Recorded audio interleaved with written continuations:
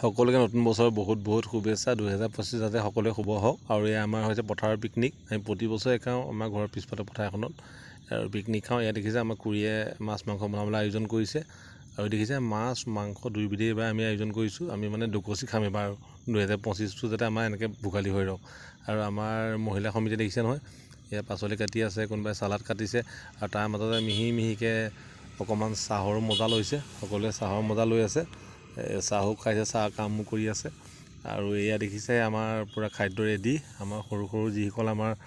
ল'ৰা ছোৱালী আছিলে আমাৰ গোটেইকেইটা আছে আৰু আমাৰ ভাগিনো কেইবাটাও আহিছে সেইটো এটা ভাগিন জোকে কানি পুষ্পা বোলে সি এইটো এটা ভাগিন ডাঙৰ ভাগিন আৰু আমাৰকেইটা দেখিছে ন কচুগুটিকেইটা সকলোৱে প্ৰথমতে সৰুখিনিয়ে খাই লৈছে দেখি গোটেইখিনি একদম এইখিনি বাকী যিখিনি আছে সেইখিনি আমালৈ আছে ডাঙৰখিনিতে আমি পূৰা দকচি খাম আজি আৰু 2025 বুলি দকচি খাম এইটো আমাৰ ভাগিনটো ইও আহি ওলাইছে সেই ৰঘু